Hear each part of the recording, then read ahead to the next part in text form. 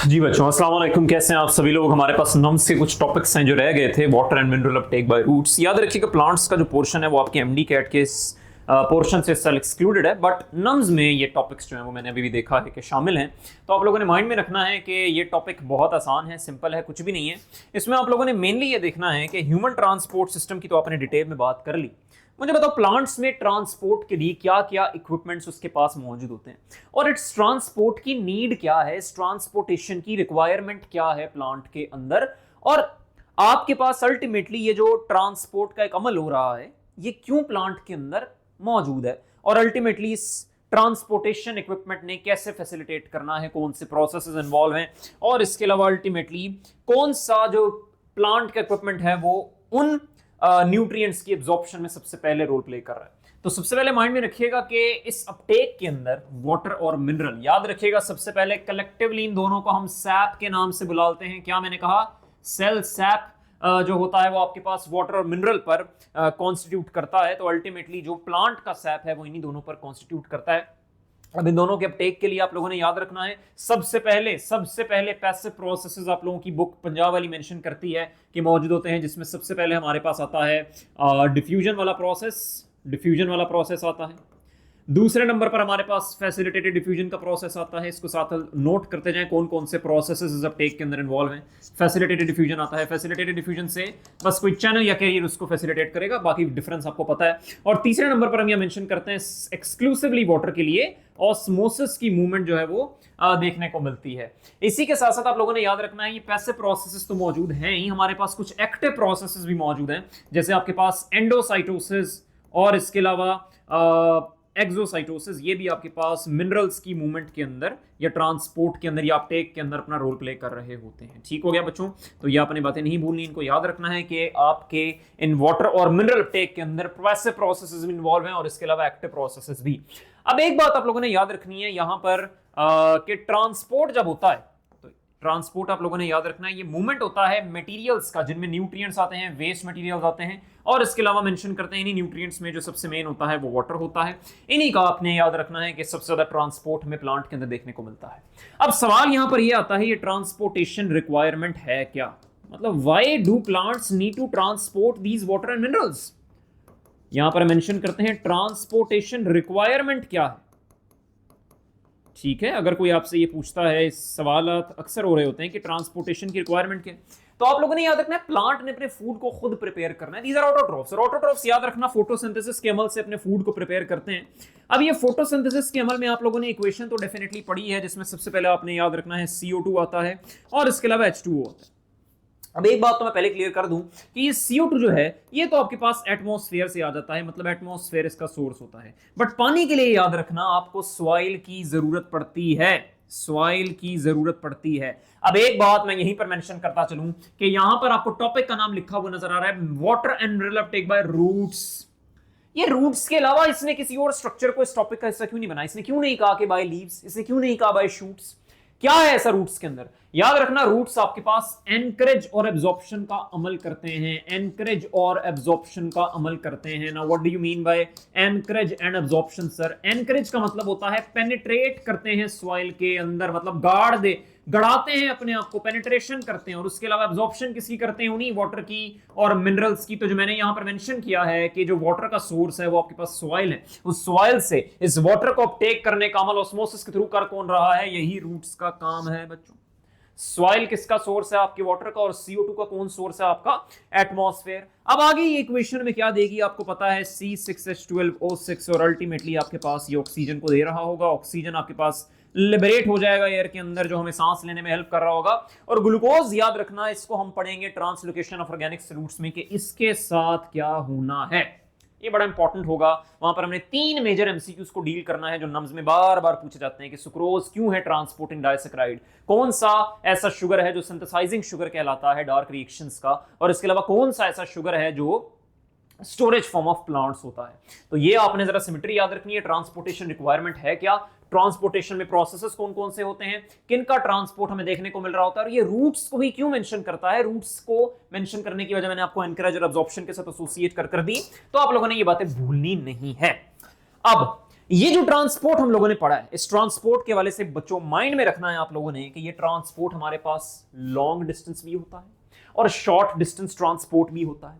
अब ये आपको एक ट्री नजर आ रहा है, याद रखना है इसकी, अगर मैं रूट्स यहां पर ड्रॉ कर रहा हूं तो ये रूट्स आपको पता है क्या कर रही हैं, आपके पास एनकरेज करके एब्जॉर्ब करवा रही हैं वाटर मिनरल्स को, और अल्टीमेटली इन्होंने फिर ट्रांसपोर्ट करवाना है उस वाटर का, मिनरल का, up to the aerial parts of the plant. ठीक है, अब ये लॉन्ग डिस्टेंस ट्रांसपोर्टेशन का मतलब क्या है, मेरी बात बच्चों माइंड में रखना है। जब हमने एसेंट ऑफ सैप का टॉपिक पढ़ना है, जब हमने एसेंट ऑफ सैप का टॉपिक पढ़ना है इसके चंद लम्हों बाद, तो आप लोगों ने माइंड में रखनी है वाली बात कि एसेंट ऑफ सैप के अंदर हम ये बात मेंशन करते हैं कि बड़ा लंबा एक डिस्टेंस ट्रेवल करना पड़ता है। जब वाटर मिनरल सॉइल से एब्जॉर्ब होते हैं तो उनको बड़ा लंबा डिस्टेंस तय करना पड़ता है जब तक वो उन एरियल पार्ट्स तक पहुंच नहीं जाते जहां पर उनकी रिक्वायरमेंट है या ट्रांसपोर्टेशन की जरूरत है। तो आप लोगों ने याद रखना है वाटर और मिनरल्स, जिसको हम सैप भी लेबल करते हैं, सैप की जो मूवमेंट होती है जाइलम वेसल्स तक, ये बड़ा लंबा रूट होता है। अभी इस रूट को भी हम पढ़ते हैं, जो पूरा का पूरा रूट है ना, इस रूट के हवाले से भी आप लोगों ने परेशान नहीं होना, ये पूरा का पूरा रूट हमारी एक नेक्स्ट स्लाइड का हिस्सा है। लेकिन ये जो ट्रांसपोर्ट होता है याद रखना, ये लॉन्ग डिस्टेंस ट्रांसपोर्टेशन की एग्जांपल में आता है। और इसके अलावा हम एक टॉपिक और पढ़ेंगे जो आएगा ट्रांसलोकेशन ऑफ ऑर्गेनिक सॉल्यूट्स। वहां पर मैं आपसे पूछूंगा बच्चों ये किसकी एग्जांपल है, क्या लॉन्ग डिस्टेंस ट्रांसपोर्टेशन की एग्जांपल है या शॉर्ट डिस्टेंस की, तो वहां पर भी आप लोगों ने बताना है ट्रांसलोकेशन ऑफ ऑर्गेनिक सॉल्यूट्स आपके पास लॉन्ग डिस्टेंस ट्रांसपोर्टेशन की एग्जांपल है, जहां पर फूड और ऑर्गेनिक मटेरियल्स सोर्स से सिंक की तरफ मूव करते हैं। अब ये बात आप लोगों ने नहीं करनी कि सोर्स हमेशा आपके पास लीव से शूट की तरफ जा रहे हैं। हाँ, लीव सोर्स के तौर पर अगर आप मेंशन करते हैं तो वो एक फोटोसिंथेसाइजिंग सेल्स है, वो बात ठीक है, लेकिन सिंक कभी भी डिफाइन नहीं होता बच्चों, याद रखिएगा, सिंक कभी भी डिफाइन नहीं होता। मैं ये बात उस वीडियो के अंदर भी करूंगा, क्योंकि सिंक वो जगह है जहां पर उस शुगर की या उस ट्रांसपोर्ट शुगर की जरूरत है, जहां पर उसकी जरूरत होगी वहां पर ये ट्रांसपोर्ट होगा। सिंक इज नेवर डिफाइंड, किसी सीजन के अंदर कोई सिंक हो सकता है, किसी सीजन के अंदर आपके पास कोई सिंक हो सकता है। और ये कहां पर आपको देखने को मिलता है, ये फ्लोइंग वेसल्स के अंदर आपको देखने को मिलता है। तो these both are the examples of long distance transportation. अब शॉर्ट डिस्टेंस ट्रांसपोर्टेशन क्या है, मेरी बात आप लोगों ने माइंड रखना है। इसी टॉपिक के अंदर ट्रांसलोकेशन ऑफ ऑर्गेनिक सॉल्यूट्स में मैं आपको लोडिंग और अनलोडिंग ऑफ शुगर बताऊंगा, जहां पर मैंने आपको बताना है कंपेनियन सेल्स में कैसे आपके पास जंक्शन स्टैब्लिश की गई प्लाज्मोडेस्माटा के through with the sieve tube elements, और वो जो जंक्शन है वो आपके पास लोड करवाता है कंपेनियन सेल से उस सिंथेसाइज्ड शुगर को into the sieve tube elements, और ये आपके पास एक एक्टिव ट्रांसपोर्ट होता है। ठीक है, एक्टिव ट्रांसपोर्ट पीछे हमने पढ़ा है ना कि ट्रांसपोर्ट में आपके पास एक्टिव प्रोसेसेस भी होते हैं, पैसिव प्रोसेसेस भी होते हैं। पैसिव प्रोसेसेस हमने वाटर के केस में देख लिए। जब ये लोडिंग और अनलोडिंग का फिनोमिना हम देखते हैं तो याद रखना ये एटीपी के थ्रू हो रहा होता है, और ये लोडिंग और अनलोडिंग आपके पास शॉर्ट डिस्टेंस ट्रांसपोर्टेशन की एग्जांपल में आते हैं। बच्चों ये बहुत इंपॉर्टेंट है, आप लोगों ने माइंड में रखना है। रूट्स आप लोगों ने माइंड में रखना है, एनकरेज और एब्जॉर्प्शन प्रोवाइड करते हैं वाटर मिनरल्स के लिए, ये बात हम लोगों ने पहले ही कर ली। अब ये आपके सामने ये जो लीफ, एक बड़ा सा दरख्त नजर आ रहा है ना, इस दरख्त का एक लीफ बच्चों में सेपरेट करने वाला, ये देखिए, ये आपके पास क्या है, ये इस दरख्त का एक लीफ है, और आप लोगों ने माइंड में रखना है इस लीफ के थ्रू आपको जो ऑक्सीजन है वो यहां से निकलता हुआ नजर आता है, और कार्बन डाइऑक्साइड ये एयर से एक्वायर करता है, और ये कुछ स्पेसिफिक पोर्स के थ्रू होता है जो यहां पर मौजूद होते हैं। उन पोर्स को हम क्या मेंशन करते हैं कि वो कहलाते हैं स्टोमेटा। तो दिस इज अनदर एमसीक्यू जो आपसे पूछा जाता है कि जो एक्सचेंज होता है गैसेस का इन द लीफ, वो किस स्ट्रक्चर के थ्रू होता है या किस पोर के थ्रू होता है, वो पोर्स आपके पास स्टोमेटा कहलाते हैं बच्चों। ठीक है, ये बात आप लोगों ने गलत नहीं करनी। स्टोमेटा हो गया। रूट्स का क्या ट्रीटमेंट होता है। अब बच्चों कुछ जरा डिफरेंट बोर्ड्स की बुक्स की बातें। अब मैंने जो यहां पर ये मेंशन किया ना कि वाटर मिनरल्स का ट्रांसपोर्ट होता है, बड़ा लॉन्ग डिस्टेंस होता है, इसमें याद रखना सबसे पहले कुछ स्ट्रक्चर्स आते हैं जिनको बोलते हैं एपिडर्मल रूट हेयर्स। एपिडर्मिस की एक्सटेंशंस होती हैं ये रूट हेयर्स। इन रूट हेयर्स का काम क्या होता है, कुछ भी नहीं बच्चों, मैक्सिमम एब्जॉर्प्शन को फैसिलिटेट करना। सॉइल में जितना फ्री वाटर, जितने अनबाउंडेड मिनरल्स पड़े हुए हैं उनको ट्रांसपोर्ट करना, टेक करना, ये अल्टीमेटली इन रूट हेयर्स का काम होता है। पंजाब वाली बुक में ये वैल्यू लिखी हुई है बच्चों कि ये आपके पास 67% ऑफ सरफेस एरिया सिर्फ और सिर्फ ये रूट हेयर्स ही एक्वायर करते हैं। This is very important MCQ बच्चों, चाहे नम्स हो चाहे यूएचएस हो, ये सवाल बनना ही बनना है, ये बहुत इंपॉर्टेंट है। और इसी की तरह केपीके में ये एग्जांपल दी हुई है, केपीके में एग्जांपल दी हुई है कि ये राय प्लांट जो होता है ना, एक राय प्लांट फैमिली है प्लांट्स की, उनमें 14 मिलियन तक आपको रूट हेयर्स नजर आते हैं, और काम इनका क्या, अल्टीमेटली सरफेस एरिया को इनहेंस करना। इसके अलावा ये फलीदार पौधे होते हैं, लेग्यूमिनस फैमिली से बिलोंग करने वाले, प्रोसोपिस फैमिली वाले, उनके रूट की डेप्थ, रूट हेयर्स की डेप्थ क्या होती है 50 मीटर तक, ताकि मैक्सिमम वाटर रीअब्सॉर्ब करवाया जा सके। बच्चों चाहे ये एग्जांपल हो, चाहे केपीके की ये एग्जांपल हो, चाहे पीटीबी की ये एग्जांपल हो, मकसद बताने का यही है कि अल्टीमेटली वाटर की रीअब्सॉर्प्शन इन रूट हेयर्स के जिम्मे क्यों है, या पूरे के पूरे सेल सैप की जो सैप होगा सॉरी उसकी एब्जॉर्प्शन क्यों इन रूट हेयर्स के जिम्मे है। अल्टीमेटली ये बहुत ज्यादा अमाउंट में मौजूद हैं, डेप्थ इनकी बहुत ज्यादा होती है, सरफेस एरिया को एनहांस कर रहे होते हैं, जिसकी वजह से वाटर एब्जॉर्प्शन करने के लिए these are the best tools. और यही आपको मैंने बताया कि क्यों इस टॉपिक का नाम बाय रूट्स है। रूट्स में ये चीजें मौजूद हैं, ठीक है, जो अल्टीमेटली सॉइल से मैक्सिमम एब्जॉर्प्शन को फैसिलिटेट कर रहे हैं आफ्टर देयर एनकरेजमेंट। ठीक है बच्चों, तो ये बात हम लोगों ने कर ली। अब जरा एक सवाल है आप लोगों के सामने जो यूएचएस में आ भी चुका है, बड़ी घुमा फिरा के बात की। Plants absorb essential minerals from the soil through their roots in various forms। ठीक है बच्चों, प्लांट्स क्या करते हैं, मिनरल्स को सॉइल से एब्जॉर्ब करते हैं through their roots in various forms. Which of the following minerals is most likely to be uptaken by plant root in a bound form. सवाल का जवाब दें। सवाल उसने ये किया है कि कौन सा mineral is most likely to be uptaken by plant roots in a bound form. सोचें इसको, मैं इसका जवाब अभी आप लोगों को देता हूं इसको पढ़ने के बाद।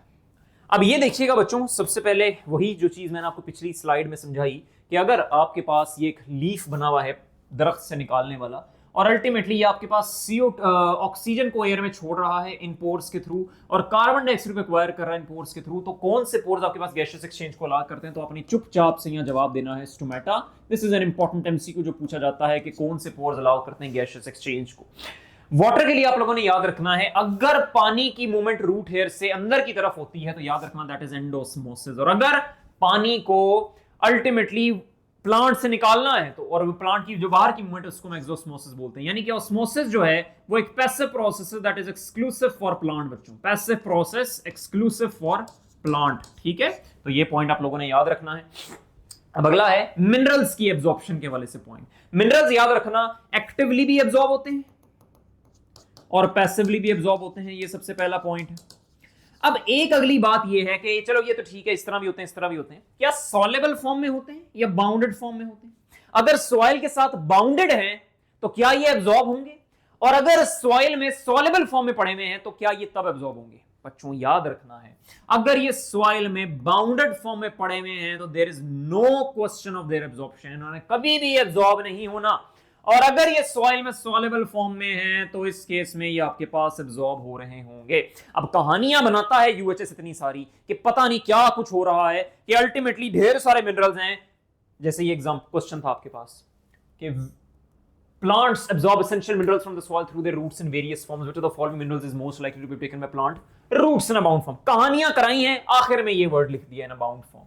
तो आपने पढ़ रखा है बाउंड फॉर्म में मिनरल्स ने कभी भी एब्जॉर्ब नहीं होना होता। बाउंड फॉर्म में मिनरल्स बच्चों आर नेवर एब्जॉर्ब, कभी भी एब्जॉर्ब नहीं होते। तो मुझे बताएं इसका जवाब क्या होगा। क्या कैल्शियम होगा? नो।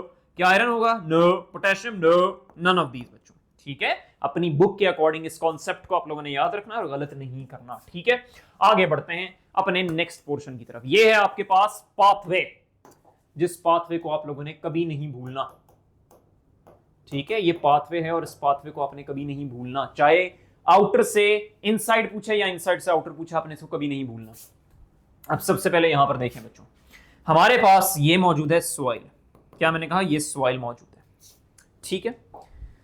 ये सॉइल मौजूद है। इस सॉइल से हमने क्या अपटेक करना है? सैप को अपटेक करना है। इस सैप को अपटेक करने के लिए क्या चीजें मौजूद होंगी? यहां पर मौजूद होंगे रूट हेयर्स, ठीक है। रूट हेयर्स मौजूद होंगे और ये कितना परसेंट सरफेस एरिया ऑक्युपाई करेंगे? 67% ऑफ सरफेस एरिया ये ऑक्युपाई कर रहे होते हैं रूट हेयर्स, इनको नहीं भूलना, ठीक है। अब रूट हेयर से अल्टीमेटली याद रखना है ये वाले जो सेल्स आपको नजर आ रहे हैं, जो मैं यहां पर इंसर्कल कर रहा हूं, इन्हीं से ये रूट हेयर्स निकल कर आ रहे होते हैं। ये आपके पास क्या कहलाते हैं? एपिडर्मिस, एपिडर्मल, एपिडर्मिस, ठीक है।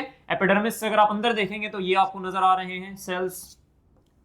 इन सेल्स को आप लोगों ने माइंड में रखना, हम कहते हैं कॉर्टेक्स, ठीक है। कॉर्टेक्स कहलाता है एपिडर्मिस, कॉर्टेक्स। और यहां पर अंदर देखेंगे तो आपने माइंड में रखना है कि ये भी कॉर्टेक्स की ही सेल्स हैं, ये भी कॉर्टेक्स की सेल्स हैं, ये पूरा का पूरा अल्टीमेटली कॉर्टेक्स ही है। यहां पर देखेंगे तो ये आपको डिफरेंट सेल्स नजर आ रहे हैं और ये डिफरेंट सेल्स क्या कहलाते हैं बच्चों? आप लोगों ने माइंड में रखना है, इनको हम कहते हैं एंडोडर्मिस, एंडोडर्मिस। और अंदर की तरफ ये वाले सेल्स देखेंगे तो ये कहलाते हैं पेरीसाइकल, पेरीसाइकल। ठीक है, ये लास्ट पॉइंट होता है। और एंडोडर्मिस के अंदर आप लोगों ने एक बात माइंड में रखनी है कि एंडोडर्मिस के अंदर एक चीज की प्रेजेंस होती है जिसको कहते हैं कैस्पेरियन स्ट्रिप्स। अब इन कैस्पेरियन स्ट्रिप्स की एप्लीकेशन फॉर्मेट क्वेश्चन में बच्चों बहुत इंपॉर्टेंस है। क्या इंपॉर्टेंस है कि ये कैस्पेरियन स्ट्रिप्स एक हेटेरोपॉलीसेकेराइड से बनते हैं जिनको कहते हैं सुब्रिन और लिग्निन वैक्सी मटेरियल होता है बच्चों ये। और ये बाय नेचर क्या है, होमोपॉलीसेकेराइड है हेटेरो, ये आपके पास है हेटेरोपॉलीसेकेराइड। ठीक है, हेटेरोपॉलीसेकेराइड है। और अल्टीमेटली इस पेरीसाइकिल के बाद जो स्ट्रक्चर आ रहा है ये आपका कहलाता है जाइलम वेसल। ठीक है, ये क्या कहलाता है, जाइलम कहलाता है। और जाइलम के बाद फिर अल्टीमेटली एक स्ट्रक्चर आता है जो यहां पर मैं आपको नहीं बताऊंगा, ये हमारा टॉपिक होगा एसेंट ऑफ जाइलम्स है। वहां पर आप लोग मुझे ये रूट दोबारा से रिवाइज करवाएंगे और ये जो आखिरी स्ट्रक्चर यहां पर मैंने मिस किया है इसको आप लोग वहां पर कंप्लीट कर लेंगे बच्चों। ठीक है, अब मैंने जो यहां पर ये वाली बात की है कि एंडोडर्मिस के ऊपर ये जो कैस्पेरियन स्ट्रिप्स पड़ी हुई है ये एप्लीकेशन फॉर्मेट क्वेश्चन में बहुत इंपॉर्टेंट की हामिल हैं। बात इंपॉर्टेंस है क्या, इंपॉर्टेंस क्या है उसको पढ़ने के लिए या उसको समझने के लिए हमें इन पाथवेज को अंडरस्टैंड करना पड़ेगा। बट यहां पर क्वेश्चनिंग को आपने नहीं भूलना। मैंने ये आपको पाथवे पढ़ाया है आउटर से इनर की तरफ, आउटर से इनर की तरफ। अब मेरे साथ बोलें, सबसे बाहर की तरफ है रूट हेयर्स, फिर आपके पास एपिडर्मिस आता है, कॉर्टेक्स के सेल्स आते हैं, एंडोडर्मिस आता है, पेरिसाइकल और अल्टीमेटली जाइलम के लेवल तक हम पहुंच जाते हैं। लेकिन लेकिन लेकिन ये उल्टा भी पूछ सकता है आपसे एग्जामिनर, इनर से आउटर अगर जाए तो आपने माइंड में रखना, इनर से आउटर अगर जाते हैं तो आपके पास क्या जवाब होगा, वो आपने सीक्वेंस बिगाड़नी नहीं है बच्चों, इस सीक्वेंस में ही याद रखना है। अगर गलत करेंगे तो फिर ये आपके सामने मसला बन सकता है। ठीक है, अब जरा पाथवेज देख लेते हैं जिन पाथवेज को फॉलो करते हुए आपके पास वाटर और मिनरल्स जो हैं वो जाइलम तक पहुंचेंगे। तो ये आपके पास वो पाथवेज लिखे हुए हैं। ये पाथवे सेल सेप के कौन से होते हैं, सबसे इंपॉर्टेंट है एपोप्लास्ट पाथवे, नंबर 1 पर आता है। नंबर 2 पर हमारे पास आता है सिंपलेस्ट पाथवे, नंबर 3 पर आता है वेक्यूलर पाथवे। ठीक हो गया बच्चों। अब आप लोगों ने माइंड में रखना है कि ये जो एपोप्लास्ट पाथवे ये आपके पास एक डिसकंटिन्यूएशन वाला पाथवे, मतलब चलते चलते डिसकंटिन्यूअस हो जाता है। ठीक है, डिसकंटिन्यूअस हो जाता है। अगर मैं यहां पर आपको दिखाऊं तो ये आपको सेल वॉल नजर आ रही है। ठीक है, सेल वॉल नजर आ रही है। यहां पर अगर हम इसको ड्रॉ करना चाहें तो ये आप देख सकते हैं कि ये ऐसे जा रहा है, ऐसे जा रहा है, ऐसे जा रहा है और यहां पर आकर डिसकंटिन्यूअस होगा। सिंपलेस्ट पाथवे के अंदर चेंज हो गया। डिसकंटिन्यूअस क्यों? क्योंकि एंडोडर्मिस के लेवल के ऊपर आप लोगों ने माइंड में रखना है कि कैस्पेरियन स्ट्रिप्स की प्रेजेंस, कैस्पेरियन स्ट्रिप्स की प्रेजेंस जो होती है वो आपके पास इस एपोप्लास्ट पाथवे को डिसकंटिन्यूअस पाथवे बना देती है। ये आपके पास एप्लीकेशन फॉर्मेट क्वेश्चन में इसकी इंपॉर्टेंस है। और आप लोगों ने याद रखना है ये एक एक्स्ट्रा सेलुलर पाथवे है क्योंकि ये पाथवे होता है अलोंग द सेल वॉल। ठीक है, pathway along the cell wall अगर आपसे पूछा जाए कौन सा है, वो आपके पास एपोप्लास्ट पाथवे होता है। ठीक है, फिर हमारे पास आता है सिंपलेस्ट पाथवे। अब ये याद रखिएगा कि जो सिंपलेस्ट पाथवे होता है ये आपके पास प्लाज्मोडिस्मेटा कनेक्शंस के थ्रू होने वाला पाथवे होता है। अब जैसे आपको ये नजर आ रहा है ना कि ये वाले जो प्रोटोप्लास्ट हैं ये आपस में मिले हुए, और ये जो प्रोटोप्लास्ट से प्रोटोप्लास्ट आपस में मिलते हैं, आप लोगों ने माइंड में रखना है ये वाली जो मूवमेंट होती है ये आपके पास सिंपलेस्ट पाथवे होती है और ये आपके पास एक कॉन्टिन्यूअस पाथवे होता है। ठीक है, ये आपके पास all the way up to the xylem जो है वो मूव करता है, इसने डिसकंटिन्यूअस रास्ते में नहीं होना। अब यहां पर अगर मैं आपको प्लाज्मोडिस्मेटा समझाता चलूं तो आप लोगों ने याद रखना है ये आपके पास जो कॉर्टेक्स के सेल्स है ना, इन कॉर्टेक्स के सेल्स के दरमियान ये जो एडहेरेंस हो रखी है, ठीक है, ये जो एडहेरेंस हो रखी है, याद रखना ये जो जंक्शन है, सेल जंक्शन है, ये आपके पास प्लाज्मोडिस्मेटा कहलाते हैं, प्लाज्मोडिस्मेटा कहलाते हैं। ये बातें बच्चों आप लोगों ने नहीं भूलनी। आगे मूव करें, आगे आप लोगों के पास आता है वेक्यूलर पाथवे। ये सिंपल है, वेक्यूल टू वेक्यूल कनेक्शन आपके पास जो पाथवे होगा वो आपके पास वेक्यूलर पाथवे होगा। It is through the vacuole और मूव किससे करता है, with the help of vacuole. जैसे आपको यहाँ पर नजर आ रहा है कि ये अगर एक वेक्यूल मौजूद है तो ये वेक्यूल टू वेक्यूल जो मूवमेंट होगी वो आपके पास क्या कहलाएगी, अल्टीमेटली वेक्यूलर पाथवे बच्चों। ठीक है, अब ये चीजें यहाँ पर आप लोगों ने माइंड में रखनी है, इनको गलत नहीं करना। ठीक है, ये अगर आप सही कर लेते हैं और अंडरस्टैंड कर लेते हैं तो आपके लिए ये टॉपिक कुछ भी नहीं है बच्चों। ठीक है, अब जो चीजें मैंने यहाँ पर छोड़ी हैं वो मैं आपको नेक्स्ट टॉपिक्स के अंदर कवर करवाता हूँ। आगे मूव करते हैं मैंने ट्रांसलोकेशन ऑफ ऑर्गेनिक सॉल्यूट्स की तरफ। ये तो अभी हमने वाटर मिनरल्स को खत्म किया है, तो वाटर मिनरल्स का अपटेक खत्म है। अब मूव करते हैं अपने शुगर्स के ट्रांसपोर्ट की तरफ और फिर हम आगे मूव करेंगे, वाटर पोटेंशियल के टॉपिक पढ़ेंगे और फिर एसेंट ऑफ जाइलम से आपको पढ़ के हमारी ये सिमेट्री टॉपिक्स की खत्म हो जाएगी बच्चों। ठीक है, पढ़ाई करते रहें, ऑल द वेरी बेस्ट।